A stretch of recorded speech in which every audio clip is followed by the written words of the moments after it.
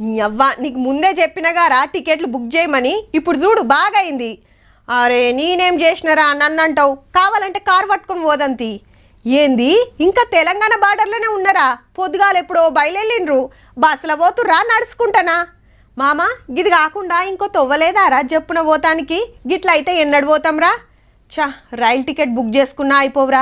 ఈ పాటికి దగ్గర పోతుంటుమి. ఈడెప్పుడు ఇంతే అస్సలు వినడు మాట అని పట్నంలా చాలా మంది కాడ గివ్వే మాటలు అబ్బయ్యాల. పరిస్థితి గట్లున్నది మళ్ళా.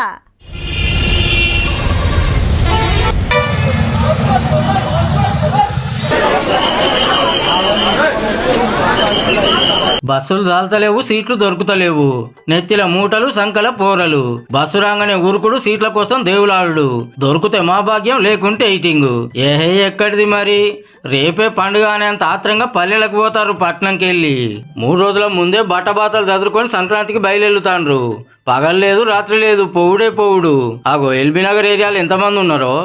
బస్ టికెట్లు ముందే బుకింగ్ చేసుకున్న వాళ్ళు కొందరు, రాగానే ఊరికి ఎక్కుదాం అనుకునేటోళ్ళు కొందరు. పిల్లలు వేసుకొని ముళ్ళలు వేసుకొని ఎట్లా పోతారు?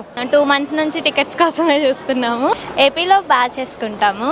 అంటే ఇక్కడ సిటీలో వైబ్ ఉండదు కదా. పల్లెటూరులో అంటే కోడి పందాలు, రంగోలీ కాంపిటీషన్స్ అలా. ఒక 1 hour అవుతుంది రావట్లేదు. ఇక తప్పదు కదండి, ఇబ్బంది ఉండ వెళ్ళాల్సిందే. అంటే నేను ఇప్పుడే వచ్చా, నా లక్ బాగుండి దొరికింది అంతే. అటు గాంధీ తాత బస్ స్టాండ్, ఇటు జేబీఎస్ లా సీతం మంది. స్పెషల్ బస్సులు అని పెట్టినా అందుతలేవు. అటు ఎల్బీ నగర్ లో, ఇటు ఉప్పల్లో గిట్లుంది పరిస్థితి. పండుగకు కూడా ఫ్రీ బస్సే కాబట్టి చాలా మంది ఎయిటింగ్ చేసి మరీ పోతారు. రిజర్వ్ చేసుకున్నారా? ఫ్రీ బస్ కోసం చూస్తున్నారు? కోసమే చూస్తున్నాను. ఇది ట్రావెల్స్ బుక్ చేసుకుంటే అయితే 1500-1600 అవుతుంది. ఫ్రీ బస్ వెళ్తుంది. దొరికినాయి. సికింద్రాబాద్ రైల్ స్టేషన్ లో కూడా మస్తు మంది అంత ఊర్లకు పోయేటోళ్ళే. అంటే మనం వచ్చినామా నిల్చోవడానికి కూడా ప్లేస్ లేకుండా ఉన్నది. ఫుల్ రష్ ఉంది. ఇప్పుడు మళ్ళీ అసలే హాలిడేస్లు కాబట్టి ఇంకా రష్ ఎక్కువ ఉంటుంది. సిటీలో బస్సు దొరకడం కష్టమైతే శివారు దాటినాక టోల్ గేట్లు దాటుడు ఇంకో కష్టం. అగో హైదరాబాద్ విజయవాడ పెద్ద సడక్ మీద ఎంత ట్రాఫిక్ జామో. తాంబేలు బాగినట్టే ఉందనుకో రాదుర్రి. ఎక్కడైనా యాక్సిడెంట్ అయ్యి మేజర్ యాక్సిడెంట్ అయినో లేకపోతే సడన్గా సిక్ అయినా కానీ హెలికాప్టర్లో వచ్చి తీసుకుపోయి అక్కడ తీసుకెళ్ళి వాళ్ళని హాస్పిటల్లో చేర్పించే విధంగా కూడా. ఇక పంతంగి టోల్ గేట్ కాడ గిట్ల కిలోమీటర్ల కమానం లైను. రాత్రి ఇదే కథ, పొద్దాకి ఇదే కథ.